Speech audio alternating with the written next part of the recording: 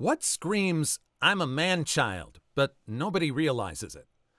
Story 1. They have extremely strict morals and principles when citing them will get them out of doing something. They will drop all morals and principles when ignoring them will get them out of doing something. I had a roommate who refused to share food, like at a meal, which he referred to as pick-eating.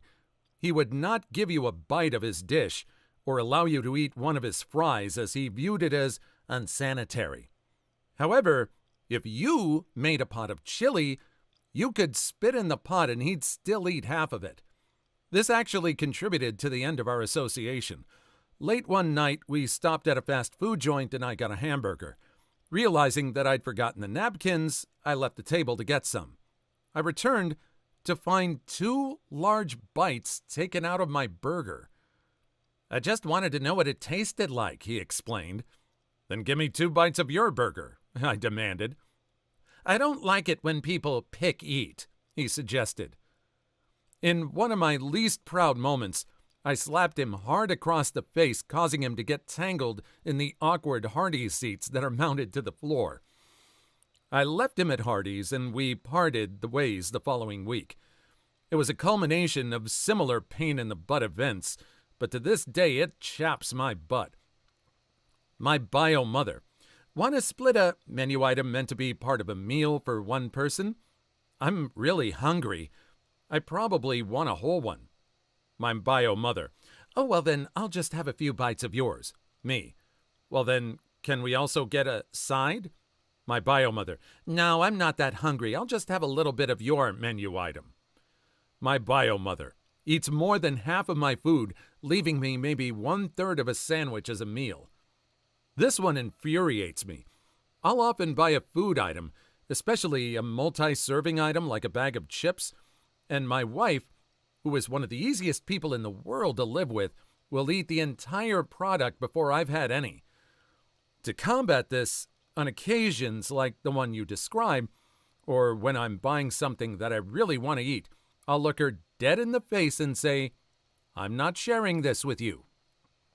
Other people look at me like I'm the world's biggest butthole when I do this, but she knows what I'm talking about. Just this weekend, I ordered a pizza for us to share, and 2 of her friends showed up unexpectedly. Before I had even realized that the pizza had arrived, they'd eaten all of it. She was very apologetic, but I was very hungry. That's still so rude. You can apologize a million times, but if the behavior doesn't change, then it doesn't mean anything. Honestly, stuff happens. When it keeps happening, it's not by chance.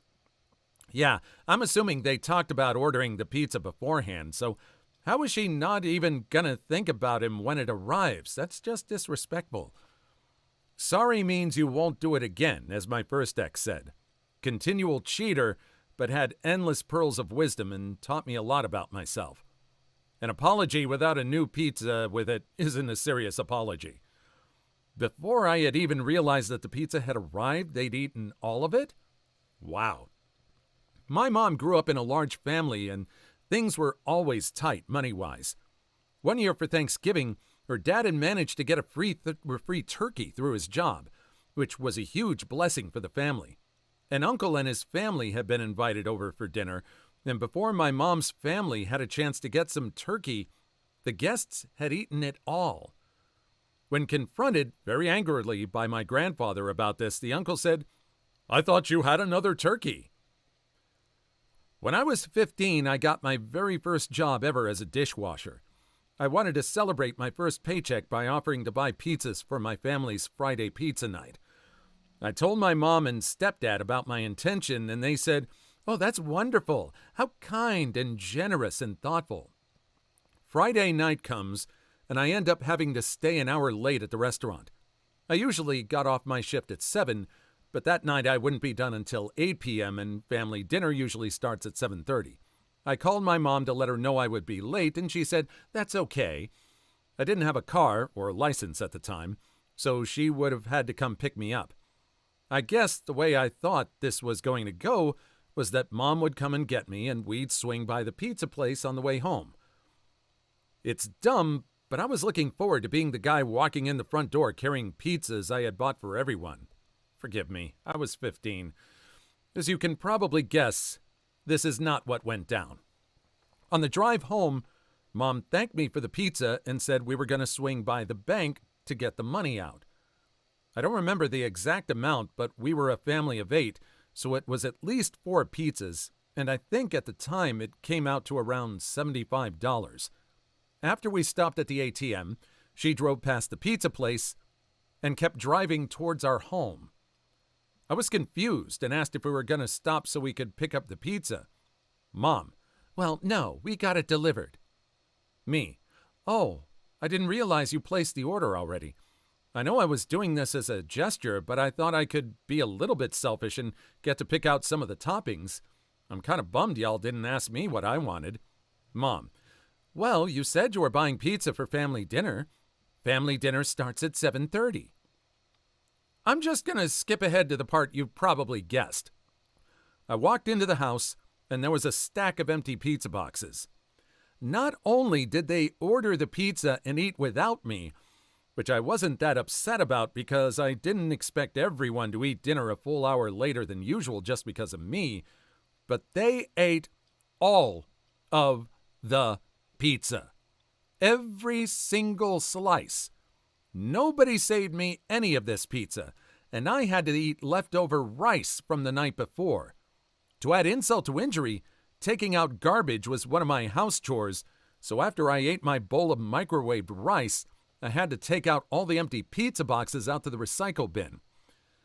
This happened a few decades ago, and this incident isn't the reason, but let's say it's on the list of reasons I've gone full no contact with several of my family members. Reminds me of the worst roommate I ever had. She was a 40-year-old woman, which made it worse. Here are only a couple of highlights from my time with her. One day I came home to our 2-bedroom, 1-bath house and saw a man's things in her room. Turns out she had rented her room to some random guy for the weekend without asking me or letting me know until he was literally in the house.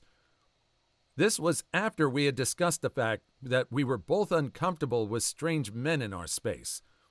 She didn't understand why I was mad about this or why I was uncomfortable sharing a bathroom with some random dude.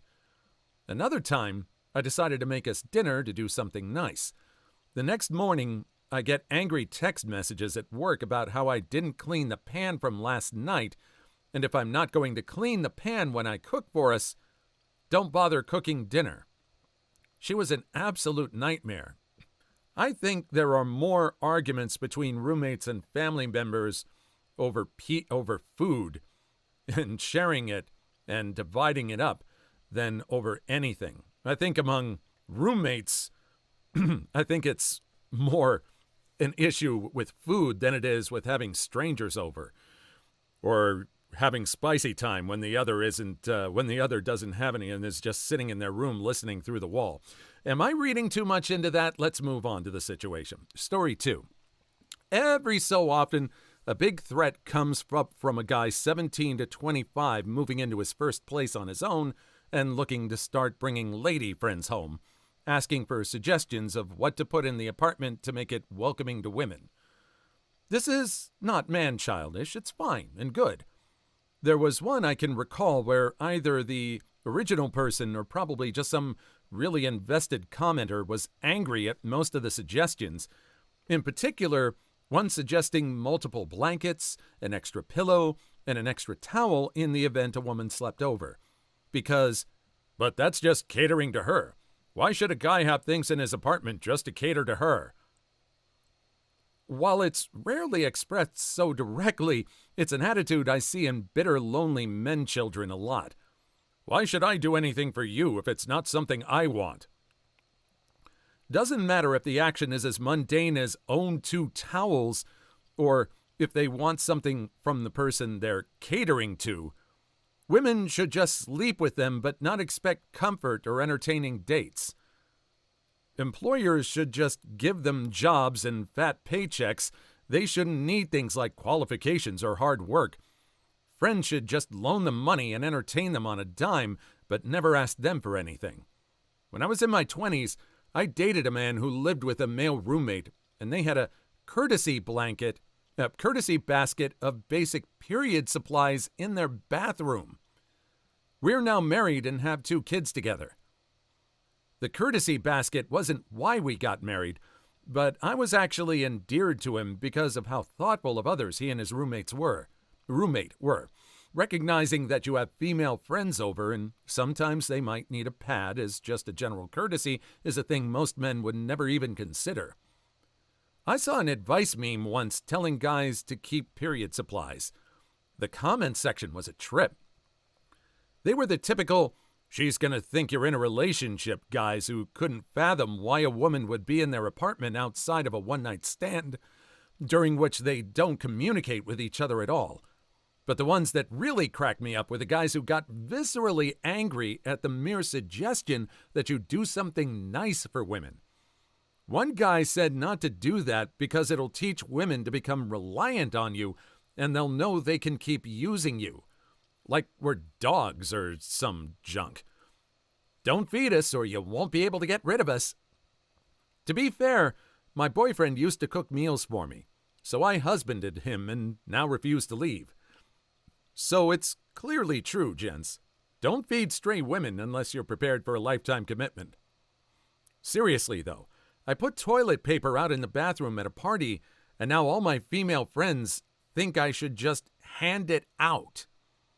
I can only speak to my experiences as a reformed man-child, but that was a significant part of it. It's a complex thing. My parents, particularly my mom, were unwilling to let me do anything around the house except for the vacuuming. On the flip side, my dad just refuses to ask for help or even tell people he's doing something so they could have the chance to offer to help. My parents had a very binary take on everything. I was either doing fantastic or awful in school. I either did a great job with the vacuuming or never heard the end of when I missed a spot. Eventually, I learned that I'm gonna get chewed out the majority of the time, since no one's perfect 100% of the time. If you're going to get chewed out anyway, why bother putting in the effort? You never hear a, "that's a pretty good first try," or "nice job, but you need to dust that lamp too," in my house. In my parents' culture, you're expected to stay at home until you graduate from university, get a good job, and get married. The fact that my parents had immigrated to Canada hadn't changed that expectation at all. I think to other parents, it would have been cause to have a talk that I didn't get my driver's license at a reasonable age or have a girlfriend for a long time. Your parents are supposed to provide guidance on your development as an adult, even if that guidance is just setting a good example, and my parents never did that. Eventually, I realized this whole situation was weird and not good, and moved out at 27. You would not believe the wailing and gnashing of teeth that caused it. The tantrum my parents threw was unreal. It's what I would have expected if a child perished, not moved to somewhere in a 10-minute drive away. It's a big part of what made me realize these people would never have taught me to be independent. I had to take it for myself. Since then, I've been chipping away at my man-childness. Every little adult thing helps. Keeping my place clean, do my own groceries, cook for myself, go to therapy, start dating and having relationships, etc. It might sound banal to people who have been doing these things since their teens, but compared to a lot of people my age, I have a decade less experience. Eerie reading this. I'm from a different cultural heritage entirely, but it seems some parental patterns don't know any lines. I also refer to myself as being 10 years behind the curve. That's great that there was a solution to this. I'm kind of wondering if all the stuff that we're going to be reading about in this video about man-child behavior could stem from this kind of parental over-correction on doing everything for the kid and not teaching them how to do things on their own. I feel like there are a lot of things I have to learn on my own that I'm still learning. Hopefully, I'm not as bad as these people. I have to do some self-reflection. Story 3. Not learning how to perform basic domestic tasks like laundry, dishes, etc. If they make an active decision not to learn those things, It just tells me they want a mommy and not a partner. Do these guys just keep a string of girlfriend mommies? How do you function beyond your late teens without being able to take care of basic housekeeping? I know one of these guys, and he went directly from his mom doing it to getting married. It was not until somewhat later that his wife realized that his parents had been driving the around 2 to 3 hours each way from their home once a week so that his mom could fill his fridge and clean the house while his dad mowed the lawn, etc. Frankly, I give the parents some of the blame for that level of enablement. Upon divorce, the parents went back to doing all of this and more. Nah, bruh, that's some weird stuff. I have an answer for this. Okay, so I'm actively trying to / getting better. I had an overbearing mom that would do everything for me. Not manipulative or anything, she was just trying to help. And I'm not trying to blame her or anything, but I started to become codependent on it. And it never really did any of those. It wasn't until I lived with my first girlfriend that I truly realized all the stuff I never noticed I had to do since it was already done for me. So in essence, it's my fault for being lazy and never actively trying to learn those skills or having to. Doing much better now, though. Keep your heads up, homies. We can all improve ourselves. Edit. Also, lack of college experience / being a lazy stoner didn't help one bit. My mother was the classic, if you can't do it my way, let me do it. And I wouldn't do it in a way that was the easiest for me, as it was my stuff. Or I would do it in a way that was easiest for me, as it was my stuff. And she'd get mad when I hung clothes instead of folded into a dresser. So it turned into her just doing everything for me while I was at school growing up, and me being a teenager who liked video games, I was down with it. Literally never did chores. I lived alone almost exclusively, so I would clean when it got really bad. Otherwise, stuff just stacked up. Around 24 to 25 of my frontal lobes started sliding into place. I was told about this, didn't believe it, but damn, it's true. Chores and cleaning are kind of fun now. And I got on Adderall for my newly diagnosed raging ADHD, and now I can do tasks and chores, and they're satisfying when I get it done. Again, we're talking about the parents' role in this, and I can understand your mom loves you and really wants what's best for you, but if they do everything for you, you're not going to learn. And sometimes like this, the father gets involved for some reason too. I hope some of these people get the help they need, or they realize that they need to learn to do some of these things on their own. Story 4. Everybody but the man-child in question will notice this. Never owning up to your mistakes, and constantly blaming someone / something else for them. How dare you point that out? Sorry, but original poster was pointing at my ex, and you're definitely not my ex. Narcissism is, I'm the hero, or I'm the victim. Lived with it for 17 years. He'd also work 6 months at a job, long enough to qualify for unemployment, and mysteriously get fired. Draw unemployment for 6 months, rinse, repeat. It also manifests in, I will stand my ground and never accept defeat in an argument, even when you walk them step by step through the argument, agreeing to each move before continuing until you bring them to the logical, objective truth at the end, and they've agreed to 95% of everything, and the last step is just crossing the finish line and officially accepting that you were right and they were wrong, but instead of accepting reality like an adult, they choose to fight on by just repeating their initial statement again, so now you're back to square one. And at that point, you have to realize that people curate the reality that they want to live in, and facts cannot hurt your argument if you don't believe in them. When I would get to the step that proves my ex was wrong, he would look at me blankly, then walk out of the room.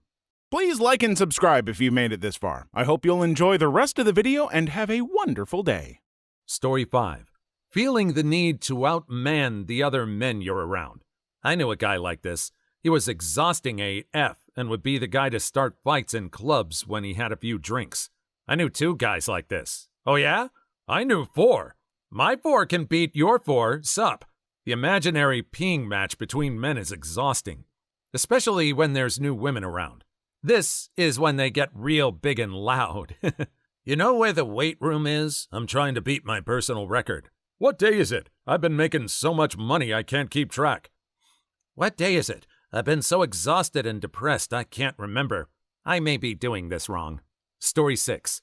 They talk at people without listening or sense of empathy and get quick to anger when called out. At the same time, they're usually the type of person who just tells it like it is or is brutally honest.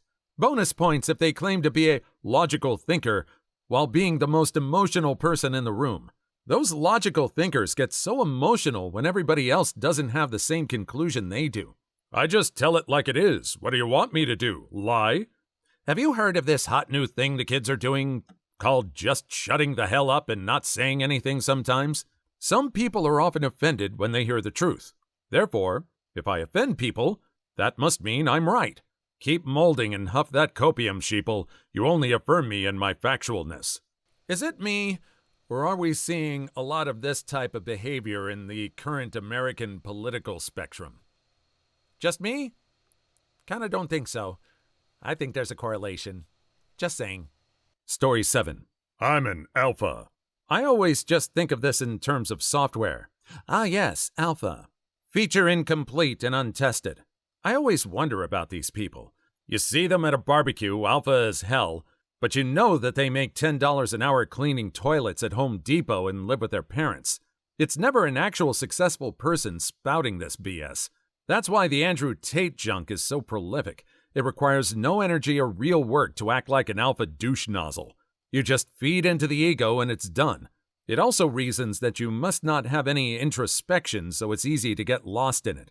Unstable, unpolished, unfit for public consumption. Story 8. When he refers to watching his own kids as babysitting or acts like it's a favor. I helped my wife with the kids. I actually get offended when people say this to me. No, I didn't help my wife with the kid. I'm a parent. It's a 50-50, not 10-90. No one is helping the other. We're taking care of our child. Living in Ireland, that's an all too common experience. The bar for dads is unbelievably low here. In Ireland, I would think the bar for dads is just around the corner. You took the words out of my mouth. Story 9. Never apologizing, never being wrong. That would be my father. Edit. We've done a lot of things wrong with you, but you have to just accept it because we're your parents. My mother said this to me while my father just sat and glared at me without saying a word. No. I ran to a friend's house in the middle of the night 3 weeks ago without telling you because I don't accept it. Stayed with a friend for a while longer after that. Story 10. Lack of respect for people doing things for them, even when paid. Being short or rude to servers/staff, not saying thank you and please, etc. Thankfully, this is usually easy to spot on first dates. My boss is like this.